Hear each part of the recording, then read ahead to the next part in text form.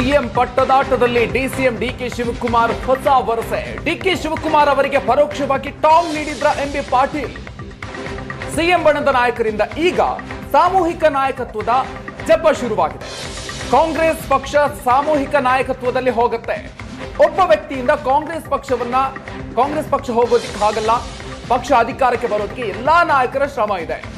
Satish Jarkiholi, Parameshwar, MB Patil, ಕಾಂಗ್ರೆಸ್ನ ಎಲ್ಲಾ ನಾಯಕರ ಶ್ರಮದಿಂದಾಗಿ ಪಕ್ಷ ಅಧಿಕಾರಕ್ಕೆ ಬಂದಿದೆ. ಪಕ್ಷದ ಕಾರ್ಯಕರ್ತರೇ ಇರಲಿಲ್ಲ ಅಂದ್ರೆ ಯಾರಿರ್ತಾರೆ? ಪಕ್ಷ ಅಧಿಕಾರಕ್ಕೆ ಬರೋದಕ್ಕೆ ಸತೀಶ್ ಜಾರಕಿಹೊಳಿ, ಪರಮೇಶ್ವರ್, ಎಂಬಿ ಪಾಟೀಲ್ ಸೇರಿದಂತೆ ಎಲ್ಲಾ ನಾಯಕರ ಶ್ರಮ ಇದೆ. ಪಕ್ಷದ ಕಾರ್ಯಕರ್ತರೇ ಇರಲಿಲ್ಲ ಅಂದ್ರೆ ಯಾರಿರ್ತಾರೆ ಅಂತ ಎಂಬಿ ಪಾಟೀಲ್ ಅವರು ಆಡಿರುವಂತ ಮಾತು. ಈ ಮೂಲಕ ಸಿಎಂ ಬಣದ ನಾಯಕರು ಸಾಮೂಹಿಕ ನಾಯಕತ್ವದ ಜಪವನ್ನ ಇದೀಗ ಮತ್ತೆ ಆರಂಭ ಮಾಡಿದ್ದಾರೆ. ಸತೀಶ್ ಜಾರಕಿಹೊಳಿ ಅವ್ರ ನಾಯಕರು, ಪರಮೇಶ್ವರ್ ಅವ್ರ ನಾಯಕರು, ಇನ್ನು ಬಾಳ ಎಲ್ಲರೂ ನಾಯಕರು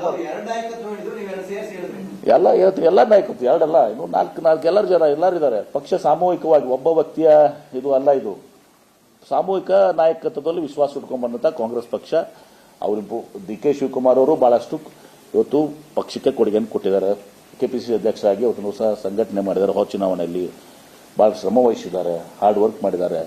ಸಿದ್ದರಾಮಯ್ಯನವರು ವ್ಯಕ್ತಿತ್ವ ಇವತ್ತು ದಿವಸ ಅವ್ರು ಈಸ್ ಅ ಮಾಸ್ ಲೀಡರ್.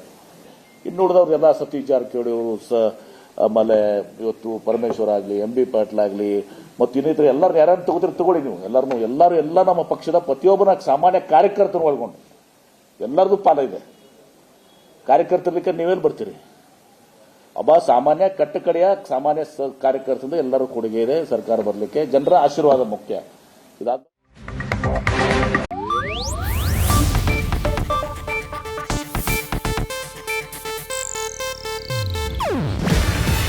ಇದು ಏಷ್ಯಾನೆಟ್ ನ್ಯೂಸ್ ನೆಟ್ವರ್ಕ್ ಪ್ರಸ್ತುತಿ.